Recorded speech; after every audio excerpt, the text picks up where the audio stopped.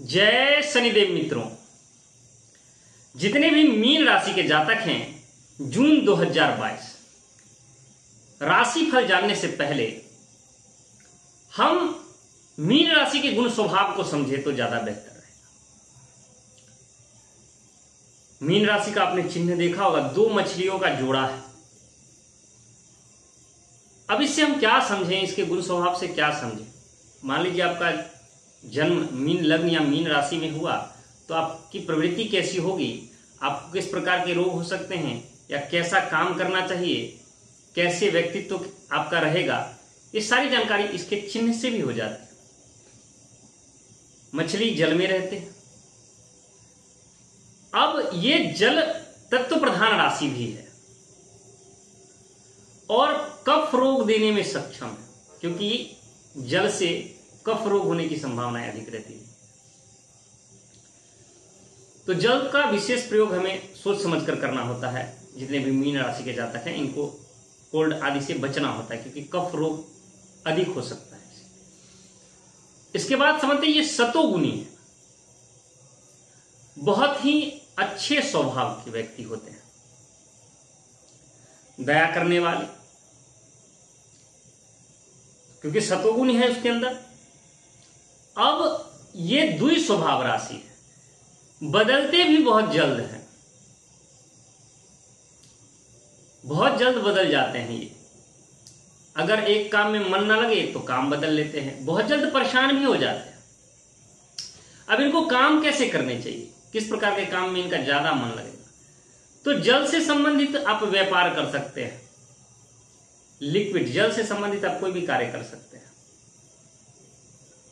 समुद्र से व्यापार कर सकते हैं, समुद्र के किनारे व्यापार कर सकते हैं, तालाब आदि जल से संबंधित जो भी कार्य है वो आप कर सकते हैं। धर्म कार्य भी कर सकते हैं या धार्मिक आप कामकाज में भी विशेष रुचि ले सकते हैं, क्योंकि ये गुरु की राशि है और सतोगुणी है। इसलिए हमने आपसे कहा था कि सब कुछ को समझिए कि कैसी राशि है, कैसी प्रवृत्ति है, किस चीज से हमें बचना चाहिए। अब हम जून के महीने के राशि फल जान जाते हैं। विशेष हम हर वीडियो में कुछ ना कुछ कहते रहते हैं, तो आपको वहां समझना होगा हर वीडियो को। जून के महीने में मीन राशि के स्वामी गुरु स्वराशि के अपने ही घर में स्थित रहेंगे। मीन राशि में अच्छी स्थिति है।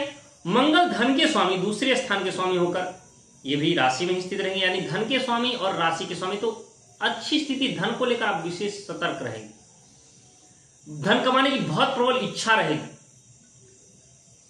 तो ये बहुत अच्छी स्थिति यहां पर बना रहे हैं गुरु।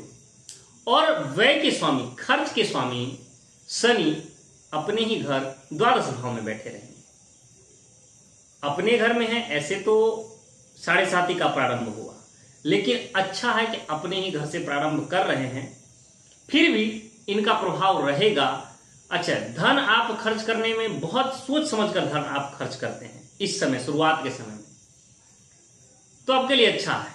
लेकिन आपको थोड़ी सी परेशानियां ये भी हो सकती है कि किसी से आप लड़ाई झगड़ा कर ले या किसी को कर्ज दे दे, किसी से कर्ज ले लें, तो आपको फिर परेशानियां हो सकती है। कोई रोग आदि हो, कोई परेशानी हो, तो आपको नियमित चेकअप आदि करवाना चाहिए, क्योंकि द्वादश भाव के रिजल्ट भी शनि करेंगे और इस स्थान के प्रभाव को ये बढ़ा देंगे, क्योंकि शनि जहां बैठते हैं वहां की वृद्धि करते हैं। ये भी आपको समझकर चलना होगा।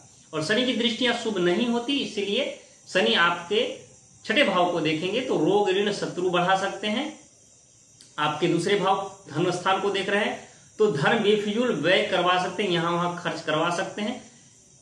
लेकिन अपने ही घर में होने के कारण धन जो आप खर्च करेंगे वो बहुत सोच समझकर खर्च करेंगे, कंजूसी करेंगे, जिसके कारण आपके परिवार वाले भी आपसे कुछ ना कुछ दूरियां बनाना चाहेंगे। तो यहां पर आपको ध्यान रखना है कि परिवार को आपको परेशान नहीं करना है धन को लेकर, क्योंकि मंगल और गुरु बैठे होने के कारण आप धन को लेकर विशेष सतर्क भी रहेंगे। घर कमाने के लिए बहुत प्रबल इच्छा रहेगी आपकी, और धन कहीं व्यय होगा तो आपको थोड़ी सी परेशानी होगी। यहाँ आपको समझना होगा मिलाज करके आपको किस प्रकार से चलना है।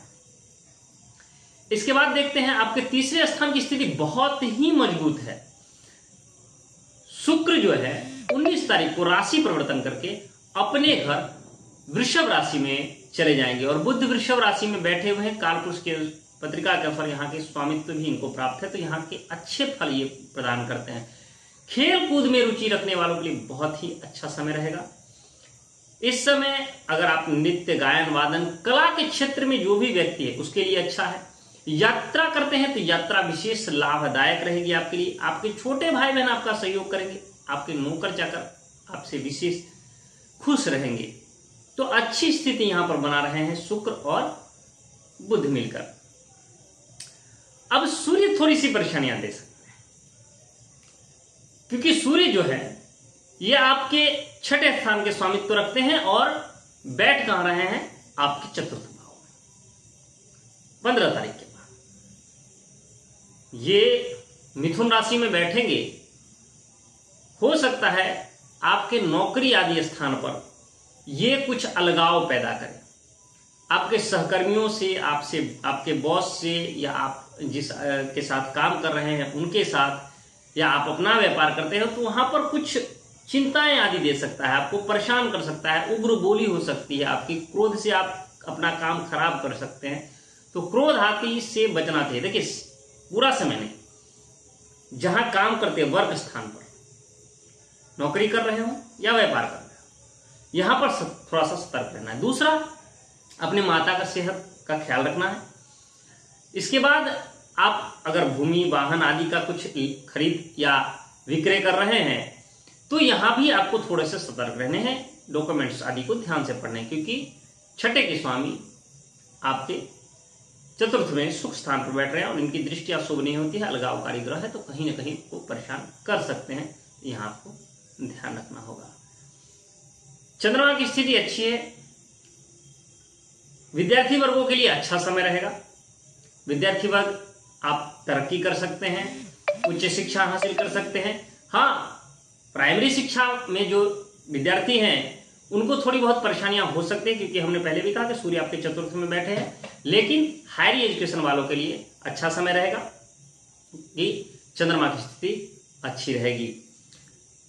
हमने सभी ग्रहों के विषय में जाना, शनि के विषय में जाना, स्वराशि है, शुक्र स्वराशि है, गुरु स्वराशि के हैं, मंगल 28 तारीख को स्वराशि हो जाएंगे।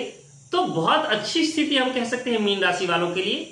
थोड़ी सी परेशानियां हैं। अच्छा, कई लोग हमें कमेंट करते हैं कि हम इसमें क्या फल समझे, क्योंकि आपने तो बहुत सारे फल बता दिए हैं।